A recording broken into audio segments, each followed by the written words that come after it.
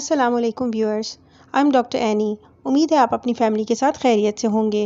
आज हम डिस्कस करेंगे लो लाइंग प्लेसेंटा के बारे में।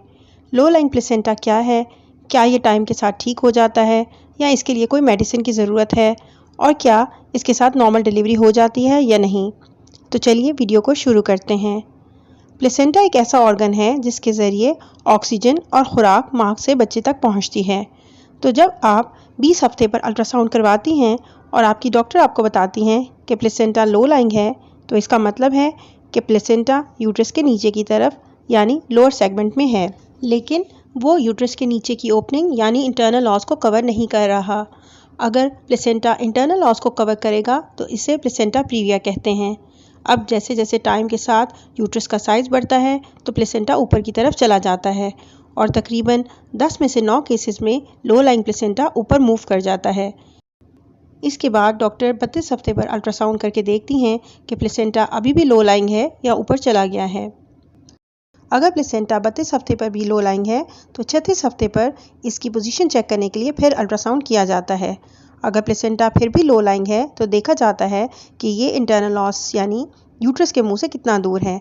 अगर प्लेसेंटा 2 से 3 सेंटीमीटर पीछे है तो नॉर्मल डिलीवरी की ट्राई की जा सकती है, लेकिन अगर फासला इससे कम है या ये इंटरनल लॉस को बिल्कुल कवर कर रहा है तो इस सूरत में सिर्फ सिजेरियन सेक्शन ही करना पड़ेगा।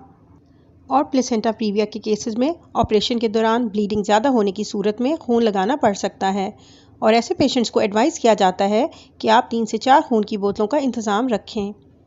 ऐसे मरीज़ जिनका पहले 1 या 2 ऑपरेशन हो चुके हैं और इनका प्लेसेंटा लो लाइंग होता है, तो ऐसे केसेस में प्लेसेंटा बाज़ औक़ात यूट्रस की दीवार के साथ बिल्कुल चिपका होता है और सिजेरियन के दौरान बहुत ज़्यादा ब्लीडिंग होने के इम्कानात होते हैं और मज़ीद ब्लड ट्रांसफ्यूजन की ज़रूरत पड़ सकती है। इसलिए सर्जरी हमेशा एक्सपीरियंस गायनेकोलॉजिस्ट से ही करवानी चाहिए ताकि दौरान ऑपरेशन अगर कोई कॉम्प्लिकेशन हो जाए तो इससे डील किया जा सके। अक्सर ख़वातीन का सवाल होता है कि क्या लो लाइंग प्लेसेंटा किसी दवाई से ठीक हो जाएगा, तो इसका जवाब है कि ये किसी मेडिसिन या रेमेडी से ठीक नहीं होता, बल्कि ये टाइम के साथ ही रिजॉल्व होता है। कोशिश करें सोते वक्त दाएं या बाएं करवट से लेटें ताकि बेबी को ब्लड फ्लो ठीक से पहुंचे।